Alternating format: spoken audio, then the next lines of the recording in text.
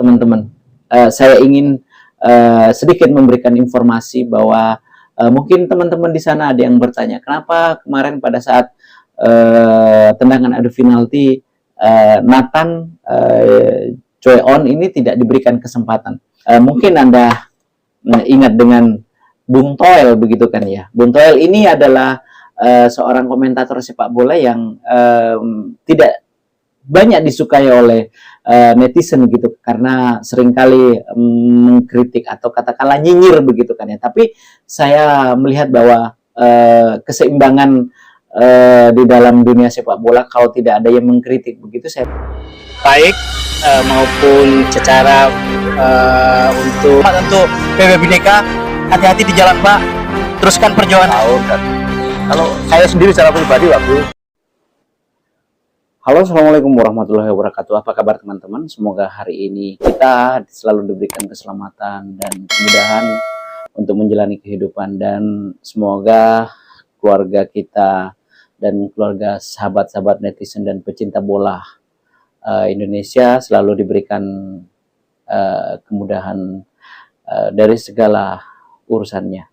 Teman-teman, kita mungkin sudah banyak tahu, atau mungkin teman-teman netizen sudah banyak tahu bagaimana perjalanan timnas Indonesia kita di Piala Usia 23 ini hingga mencapai final, semifinal begitu maksud saya.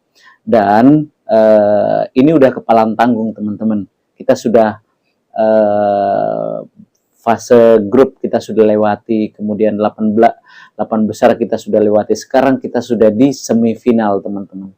Dan selangkah lagi, kalau semifinal nantinya kita bisa melewatinya dengan baik, artinya kita bisa mengalahkan Uzbekistan begitu, itu tidak menutup kemungkinan kita akan menjuarai Piala Asia pertama kalinya sepanjang sejarah persepak bolaan Indonesia begitu teman-teman. Dan kita tahu besok atau malam Senin begitu, atau Minggu, Senin malam tanggal 20 jam 21 begitu, jam 9 malam begitu, Indonesia akan menghadapi Uzbekistan setelah Indonesia menghajar atau menghempaskan Korea Selatan yang dianggap tim favorit untuk menjuarai Piala Asia Usia 23 ini. Kita bisa mengpulangkan, kita bisa mengandaskan Korea yang menjadi favorit gitu kan teman-teman, sehingga kemudian tim Indonesia yang sepanjang berlaga di Piala Asia Usia 23 ini betul-betul memberikan suguhan permainan yang sangat menarik begitu teman-teman.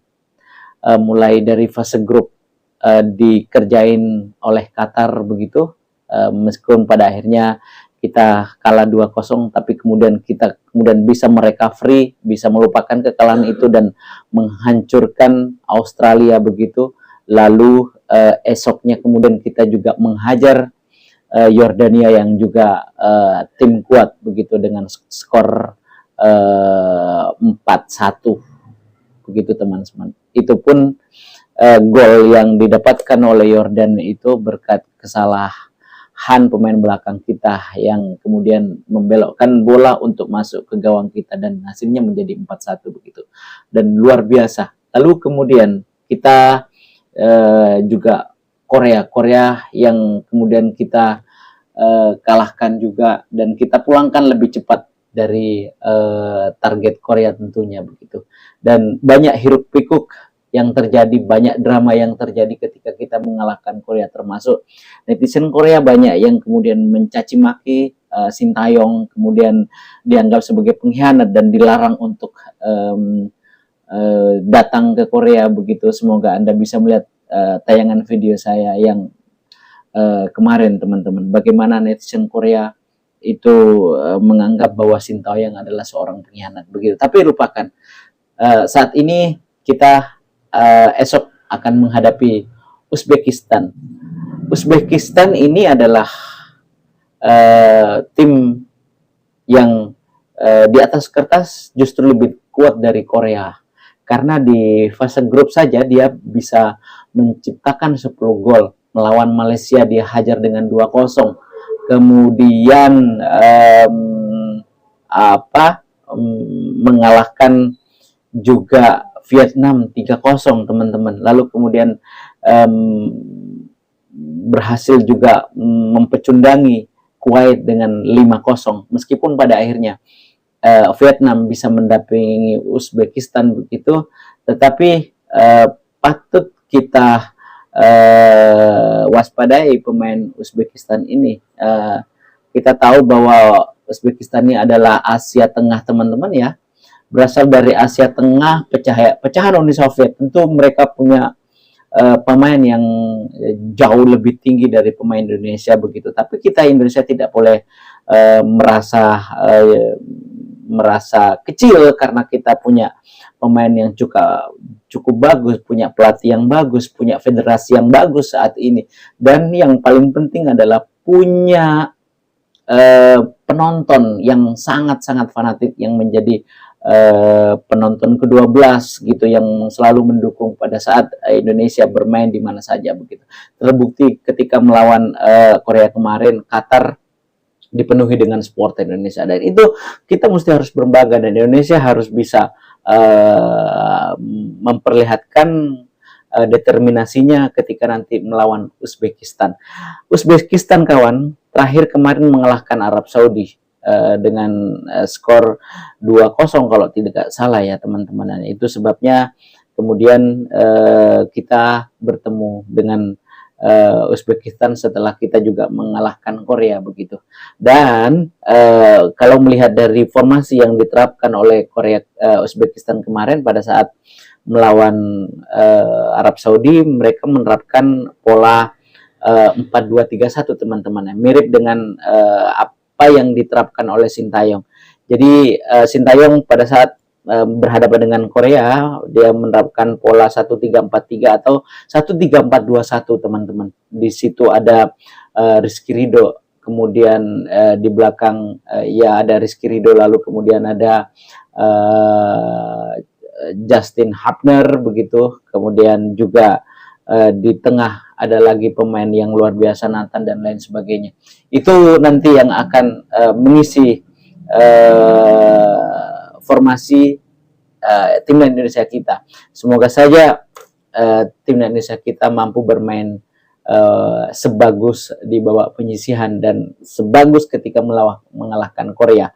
Meskipun kita tahu bahwa striker Rafael Strijk tidak bisa bermain karena akumulasi kartu, tapi kita berharap Ramadan Sananta yang saat ini minim dimainkan karena dia super sub dari Strijk begitu teman-teman. Tapi kita berharap setelah Strijk tidak bisa bermain begitu, kita berharap Ramadan Sananta mampu memperlihatkan determinasinya dan kita berharap mampu menciptakan gol yang lebih banyak lagi seperti Piala Asia Senior begitu. Dia justru menjadi top skor. Nah, kita tunggu Ramadan Sananta mampukah kemudian membawa Indonesia melaju ke final nantinya begitu teman-teman. Ini sudah kepalang tanggung. Ini kita sudah satu kaki sudah di Olimpiade begitu, Olimpiade Paris. Selangkah lagi kita akan menuju ke sana teman-teman. Udah kepalang tanggung. Udah habiskan semua stamina kita. Kami timnas atau supporter Indonesia selalu ingin melihat Anda terbang tinggi di angkasa, dan kami bangga karena teman-teman timnas Indonesia ini adalah wakil dari Asia Tenggara. Setelah Malaysia kemudian tersingkirkan di fase grup, Thailand juga tersingkirkan di fase grup, Vietnam bersama dengan kita maju ke 8 besar begitu juga, kemudian dihancurkan oleh Irak tadinya begitu, setelah bermain dihajar 1-0 ya. Jadi satu-satunya harapan Asia Tenggara di Piala Asia usia 23 ini adalah Indonesia. Kita berharap Indonesia bisa mewakili Asia Tenggara untuk mengharumkan Asia Tenggara begitu. Dan kita berharap kita bisa menghancurkan Uzbekistan yang notabene adalah Asia Tengah begitu, yang tentu kalau kita bisa mengalahkan tentuan ini adalah sesuatu prestasi yang luar biasa gitu. Yang kedua adalah teman-teman, saya ingin sedikit memberikan informasi bahwa mungkin teman-teman di sana ada yang bertanya, kenapa kemarin pada saat tendangan adu penalti Nathan Choi On ini tidak diberikan kesempatan. Setelah ada beberapa wartawan begitu kemarin setelah usai pertandingan melawan Korea, ada beberapa wartawan yang menanyakan itu teman-teman. Dan Nathan sama sekali sebetulnya tidak ada masalah dengan mentalnya pada saat itu. Memang dirilis dari seluruh tendangan adu penalti kemarin, memang Nathan Choi tidak dimasukkan di situ teman-teman. Entah Nathan juga tidak tahu kenapa dia tidak masuk di dalam list itu. Tetapi dia percaya bahwa pelatih sudah mengetahui mana yang terbaik untuk tim secara keseluruhan begitu. Tetapi secara pribadi Nathan siap seandainya diperintahkan untuk melakukan tendangan adu penalti kemarin, diberi kesempatan, dia tidak akan menolak. Tapi memang hanya tidak ada kesempatan dan tidak diberi kesempatan. Saya kasih bocoran bahwa Nathan tidak ada masalah, dan kita berharap, dan saya kemarin juga berharap kenapa Nathan juga tidak diberi kesempatan ya untuk melakukan tendangan penalti. Padahal Nathan sepanjang pertandingan mereka adalah orang yang betul, atau satu pemain yang memiliki kontrol emosi yang cukup bagus. Mereka bermain cukup Spartan begitu, juga tidak terbawa emosi oleh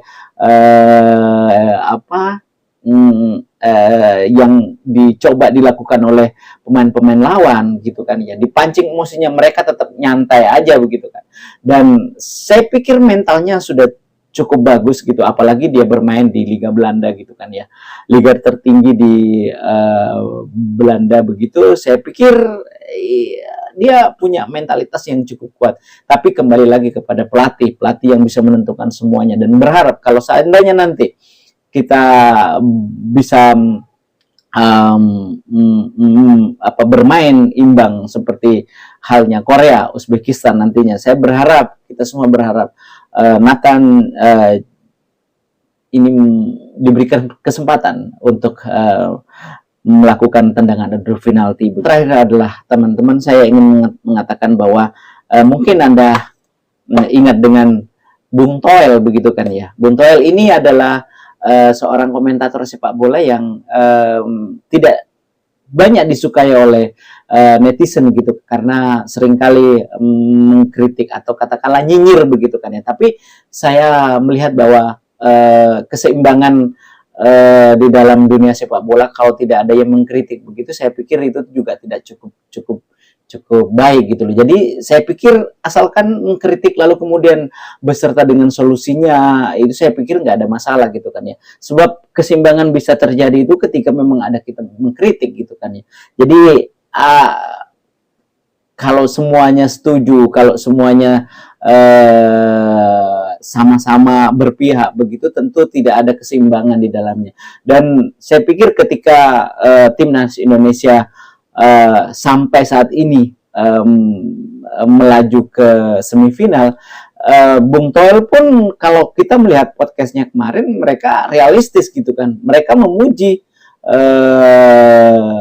permainan timnas, mereka memuji Sintayong mampu membangun tim dengan baik, Sintayong mampu menjaga konsistensi permainannya, dan yang paling penting Sintayong bisa menjaga keharmonisan di dalam sebuah tim. Karena kalau di dalam sebuah tim tidak ada keharmonisan, sebaik apapun pelatihnya, saya pikir tekniknya tidak akan bisa berjalan begitu kan. Dan Sintayong sudah melakukannya semua dengan baik, ditambah dengan federasi, Erick Thohir kemudian memberikan semua fasilitas yang ada, bahkan turun langsung ke para pemain memberikan support begitu. Lalu tidak lupa tentu netizen dan pecinta sepak bola di seluruh Indonesia. Jadi sekali lagi saya melihat komentar podcast Bung Toel agak sudah mulai agak sedikit menerima keberadaan atau kesuksesan Sintayong gitu. Meskipun masih berharap Sintayong bisa melakukan yang terbaik dari apa yang sudah dilakukan saat ini. Dan saya pikir itu adalah komentar yang luar biasa dan saya pikir nggak ada masalah ya jika Bung Toel terus berada pada posisinya saat ini, mengkritik, kemudian memuji, dan lain sebagainya. Saya pikir semua punya hak untuk melakukan itu. Oke, terima kasih teman-teman. Semoga Timnas Indonesia besok melawan Uzbekistan mampu berbicara banyak di situ dan kita mampu maju ke semifinal, lalu kemudian bermain di Olimpiade Paris bulan Juni yang akan datang. Terima kasih. Assalamualaikum warahmatullahi wabarakatuh.